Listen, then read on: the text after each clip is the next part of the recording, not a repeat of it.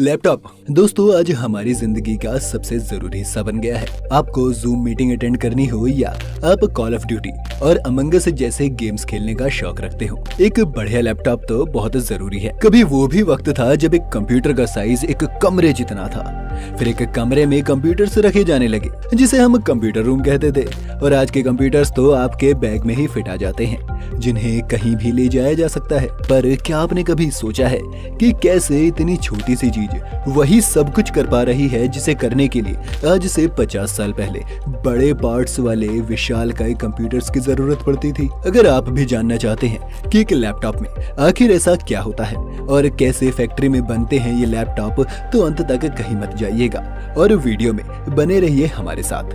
Video शुरू होने से पहले चैनल को सब्सक्राइब करना और बेल आइकन दबाना मत भूलिएगा। लैपटॉप बनाने के लिए उसका सबसे जरूरी हिस्सा है मदरबोर्ड। इसके नाम से ही आप समझ जाइए कि ये एक लैपटॉप का कितना अहम हिस्सा है।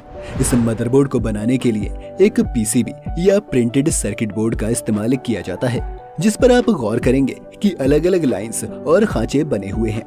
ये खांचे एक मशीन द्वारा बनाए जाते हैं ताकि इसमें लैपटॉप के बाकी पार्ट्स को लगाया जा सके।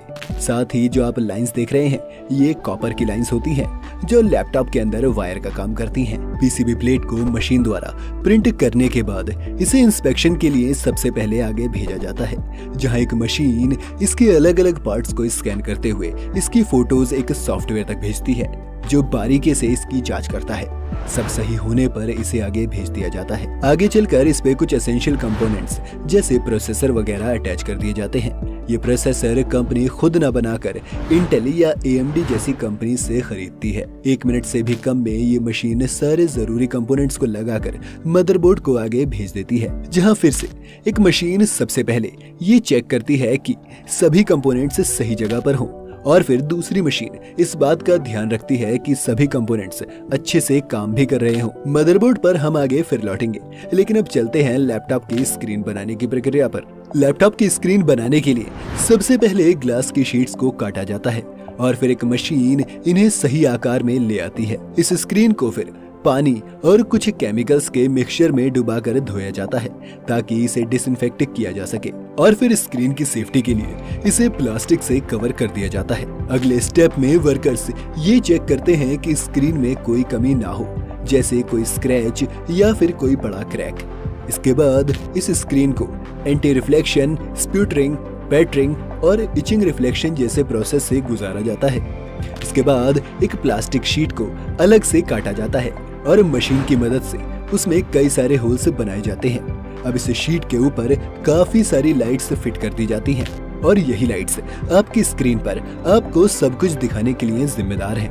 इन लाइट्स को हमारी ग्लास स्क्रीन के साथ रख दिया जाता है और फिर इनकी चेकिंग होती है। सब सही होने पर एक प्रेसिंग मशीन की मदद से इन दोनों को आपस में जोड़ दिया जाता है। मशीन से बाहर आने के बाद एक और टेस्ट में इनकी फंक्शनिंग और इनके अपीयरेंस को फिर से टेस्ट किया जाता है, और तसल्ली होने पर एक प्रोटेक्टिव शीट से डिस्प्ले को कवर करके रख दिया जाता है। अब हम बढ़ते हैं अगले पार्ट की तरफ, जो है लैपटॉप का निचला भाग। कीबोर्ड को बनाने के लिए सबसे पहले एल्युमिनियम की शीट को छोटे पार्ट्स में काटा जाता है और फिर एक CNC मशीन इसमें कीबोर्ड के लिए सांचे बना देती है।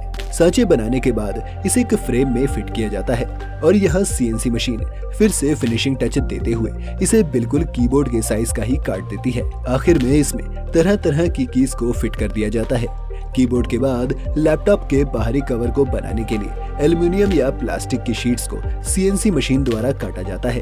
अब इन पार्ट्स को बनाने के बाद अब बारी आती है इन्हें अच्छे से जोड़ने की। लेकिन बस एक चीज और, स्क्रीन को होल्ड करने के लिए एक और ऊपर के हिस्से को बनाना जरूरी है, जिसे एल्युमिनियम या प्लास्टिक से बनाया जाता है और इस तरह काटा जाता है कि जो डिस्प्ले हमने निकाल कर रखी थी वो इसमें फिट आ जाए।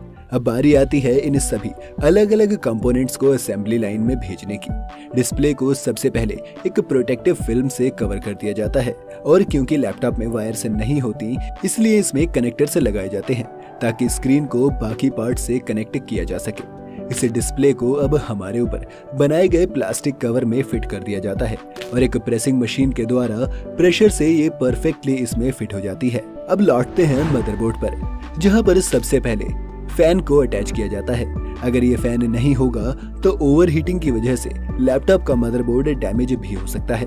अब बाकी पार्ट्स लगाने से पहले एक सॉल्यूशन से मेमोरी और बाकी मॉड्यूल्स को क्लीन किया जाता है ताकि इसमें धूल ना बैठ जाए।